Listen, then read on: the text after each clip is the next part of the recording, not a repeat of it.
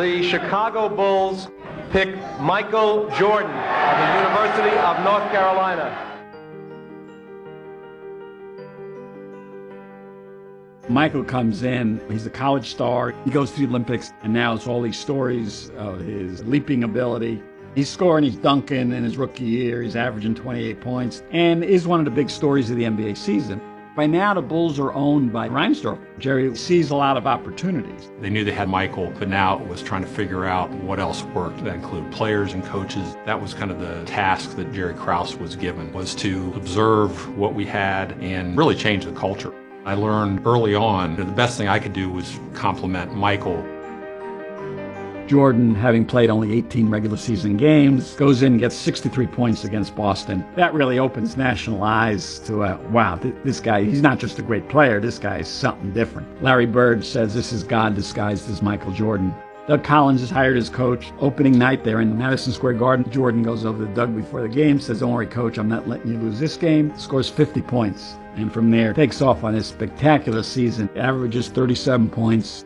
Even though Magic and Bird are winning titles, this guy is the guy that everyone in the league wants to see. This is the most spectacular player in the game. And now the stadium begins to fill up. Bulls tickets become a specialty item. What is he going to do next?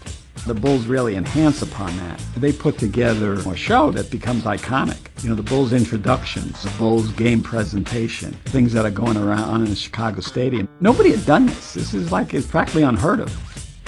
Outside of drafting Michael Jordan, the most significant draft was the year that they drafted Scottie and Horace. You could tell that they were going to give us a different dynamic on the floor. Their athleticism, their length was something that we didn't have. Now Michael was really a veteran, and now the younger guys had to come in and really show him that they could play.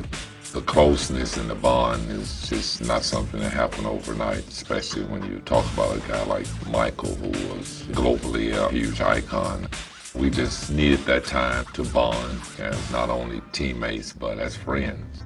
The rivalries back then were more significant than they are now, especially in a division, because you played those guys 6 times a year. And it seemed like every time you turned around, you were playing them. They were real rivalries. We, for years, got bullied by the Pistons. It was confrontational. We didn't like them. They didn't like us. It was a great rivalry. It did a lot for us in terms of teaching us. We knew that we were right there and that there was a few things that we had to do to get over the hump.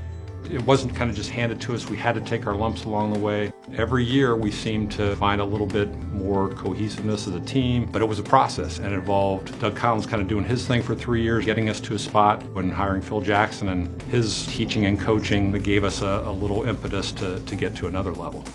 We had a lot of adversity going into that Game 7, which we thought we could win. We had such a great Game 6 where we demolished them. After that game, there was a lot of long faces. You really got a sense of how important this game was and how important where we needed to be as a group.